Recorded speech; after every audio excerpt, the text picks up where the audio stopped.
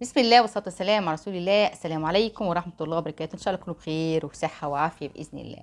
هنتكلم عن صوتين لو صدروا من الشخص معناه إنه تلفظ بقول قبيح في حق أحد، أو صدر من شخص آخر أمامه أو في مجلس أو في قعدة معناه إن هو سمع قولا قبيح في حقه.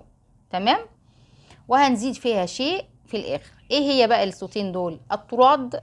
الصوت الأول الطراد اللي هو الريح بصوت عالي، والصوت التاني السعال أو الكحة.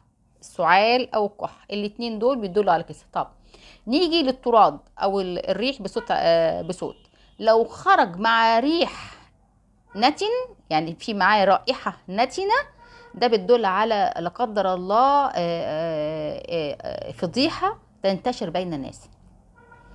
ماشي، فضيحة يعني، او الخبر السيء جدا ده ينتشر بين الناس، سواء الخبر ده حقيقي او غير حقيقي. ده احنا هنا مش بنتكلم عن ان اذا كان حقيقي او في ظلم او هكذا.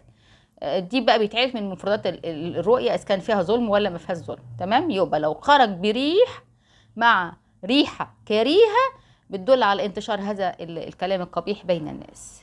اتمنى نكون استفدت باذن الله، والسلام.